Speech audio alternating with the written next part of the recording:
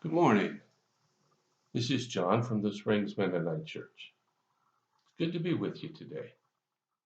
I have a passage I'd like to share with you from Paul's letter to the Thessalonians, chapter 5, beginning with verse 15. And here's what we read. See that no one pays back evil for evil, but always try to do good to each other and to all people. Always be joyful. Never stop praying.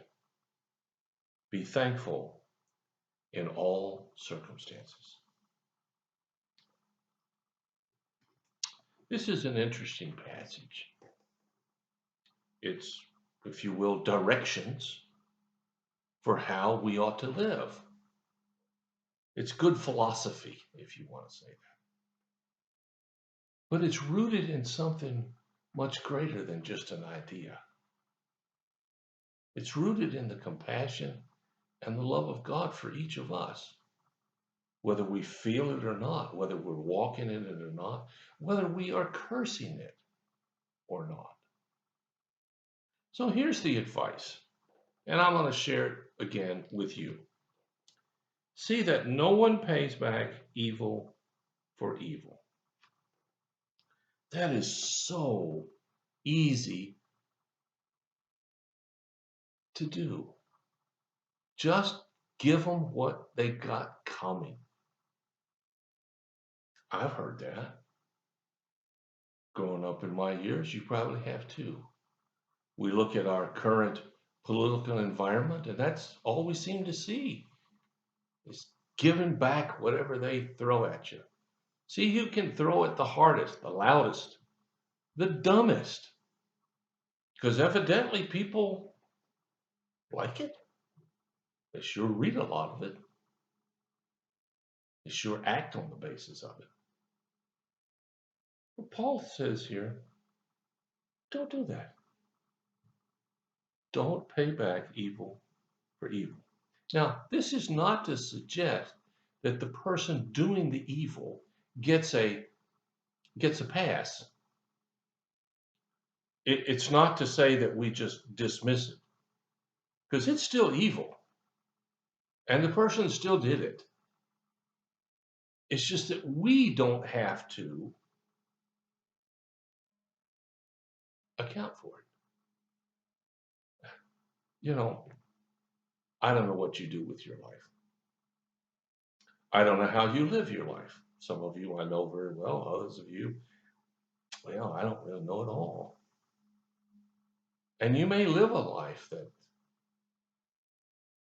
you know, as they said, the golden rule is do unto others as you would have them do unto you. But the platinum rule is do unto others before they have a chance to do it unto you.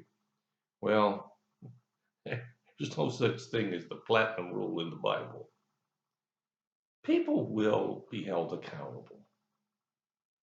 Maybe not by you or by me, maybe not in the next few years, maybe not even in this lifetime, but they will be held accountable. That's God's job, not ours. And believe me, nobody is going to talk him out of it when the time eventually comes to settle up. So it says instead of paying back evil for evil,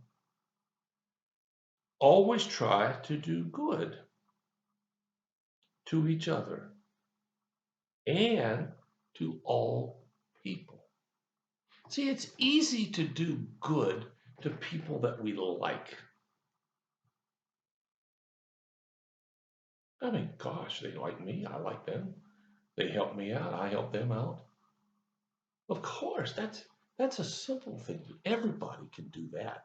Probably everybody does do that, except for those really, shall we say, sad narcissists who think they're the only ones in the world that count. But everybody takes care of that. However, this says to do good to not only those who do good to you, but to everybody else. You see, Everybody that you encounter is within the realm of having you do good to. You'd be surprised at what a difference you can make in someone's life who's being miserable by just doing good to them. Now, along with that, it says always be joyful. Never stop praying. Be thankful in all circumstances. Well, always be joyful. If you think that means never having a bad day, it doesn't. And I don't know of anybody who never has a bad day. I know some people who say they don't have bad days, and maybe they don't. I can't judge them, but I never met one that honestly and truly never had a bad day or a bad moment. But what it's talking about is to be joyful every moment that we can and in every circumstance. Now, it says be thankful for all circumstances. It doesn't say be thankful because they came, be thankful in all circumstances. Whatever happens, it could be worse. It really could. And some of you are saying, well, how could it get any worse than this? Well, I don't know, but it could. And for those who are really running away from God, if they think that they've had it bad so far, wait till they see what's coming around the corner. I'm thankful for everything that happens. Not for it, I shouldn't phrase it that way. I'm thankful in everything. I can always find something to be thankful for in the midst of it. Now, what undergirds all of this attitude about not doing evil and doing good and being joyful? What undergirds that? This one in the middle. And it says, never stop praying. Now, Paul's writing to Christians, so he's meaning praying to God. Never stop. Well, you say, well, I can't pray all the time. I got to eat, I got to sleep, got to drive the car. Okay, that's true. That's not what he means. You see, we can pray to God at any moment, any time, for any length of time. Prayer is nothing more than talking to God. It's that simple. And God wants us to talk with you. He wants to talk with us. But he won't outshout you. And he won't force you to listen. But because you never stop praying, then when bad things happen, you don't have to respond that way. You can choose differently. When circumstances happen that are not good, you don't have to think they're the end of the road. You can find good in the midst of that.